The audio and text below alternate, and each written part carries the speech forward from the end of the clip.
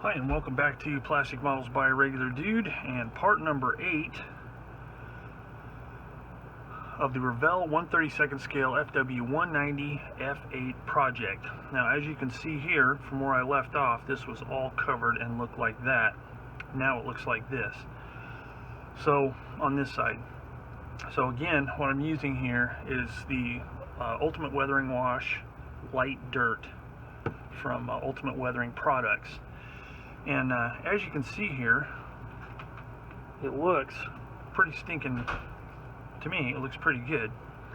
Now, I don't know if I mentioned in the last one, I think I did, but what I did was on the underside of the aircraft, I used dark dirt to fill in and make it streaky and dirty looking, because this is a late war aircraft, so I wanted to be pretty kind of a worn, used finish on it. And as you can see, the dark dirt filled in really nicely and made these panel lines, rivet and screw holes and all that kind of stuff really pop out.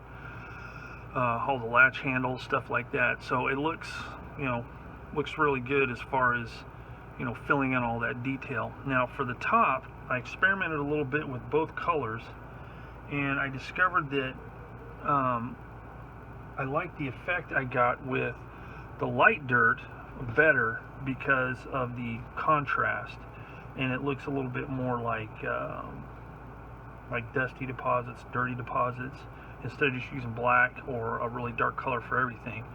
And I think it turned out pretty well, and you can really see the panel lines nicely. And I probably could have got by with the dark dirt, but it's almost a black, and I really wanted to highlight the detail that's available. So what I did is I just basically put it on the whole thing, and as you can see here and here, all the painted surfaces. And I also did it on the rudder and stuff like that. So after it dries really well, I let it dry for overnight, and then just using a regular old Q-tip / cotton bud, you just rub it off. Now you can use a cloth, or you can use paper towel / kitchen towel, whatever you want to call it, and that will do it as well. But I like using these because I can get into small areas. But I'm just going to do a small area here. I'm not going to do the whole wing, but just so you can see what it looks like. Now my chipping has popped right back through, no problem, no discoloration. But as it's leaving the model,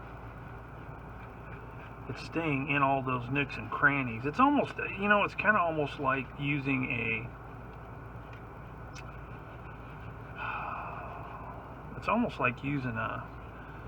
pastel chalk, scrubbing it on and then wiping off the excess, because this dry is really, really dry.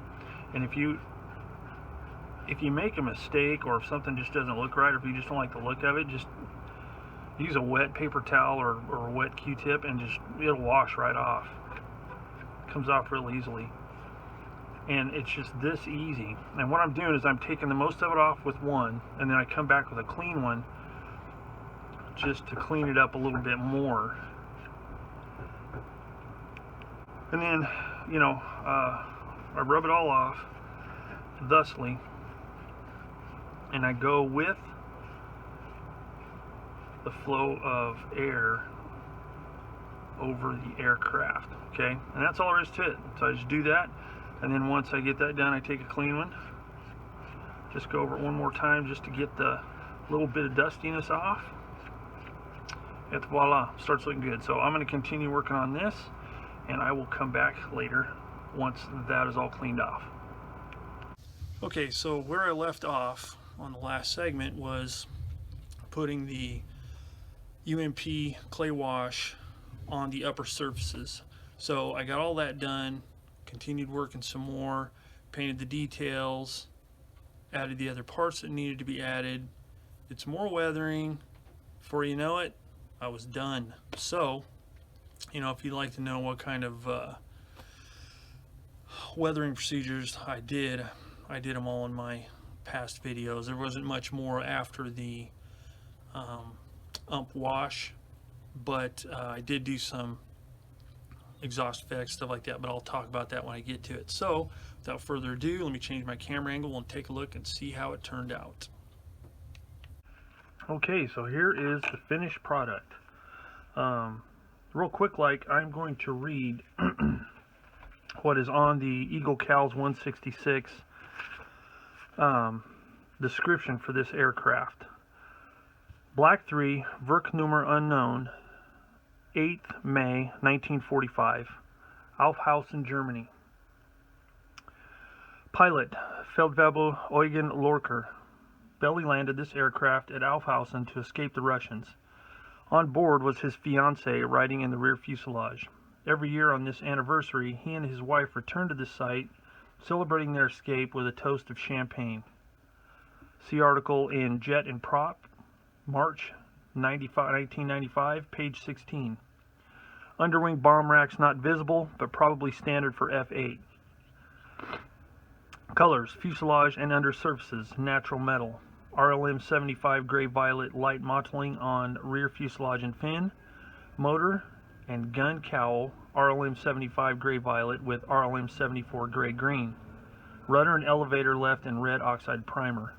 Upper wing and stabilizer, RLM 75 gray violet and RLM 74 gray green. Spinner, black green, RLM 70.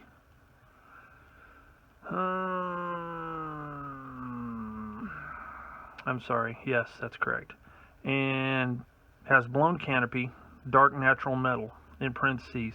This canopy is in a private German collection taken from the crash site immediately after the war. So that is the gist of the aircraft, and that's what drew me to this aircraft. A, the color scheme is really unusual in that there's bare metal and the RLM colors. Also the red oxide tail portions here. That's what drew me to this, as well as the really cool backstory. So anyway, this is the kit. It's all done. For my finishes, I used Vallejo natural metal paints for the metal finish. I used aluminum for the main surfaces, and then on a couple of the small hatches and access points I used dull aluminum just to break it up a little bit. The tail section I used Model Master acrylic insignia red, and then changed the color up a little bit with some weathering. As for the underside, it's the same with the exception of the landing gear doors, the flaps, and the ailerons. I did all of those in RLM 76 because I just wanted to break up the underneath, and considering there were fabric surfaces involved, I didn't think they'd be silver. And there has been discussion that those surfaces were RLM 76, but since there's no known photographs of the underneath the aircraft, nobody really knows. I also went with no bombs, no drop tanks, anything like that, because going by the story,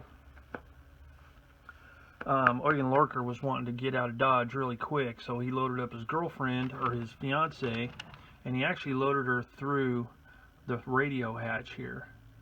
And a person can fit in there, because I've seen a photo of a girl at a restoration place inside of there doing some work. So those are the colors I used on it. And then I used the Ultimate Modeling Products clay washes. I used light dirt on the upper surfaces, dark dirt on the lower surfaces. When I did the paint, as I noted in my earlier videos, I did the metal finish first, after I used the Vallejo Gloss Black that's recommended primer for use with the metal colors.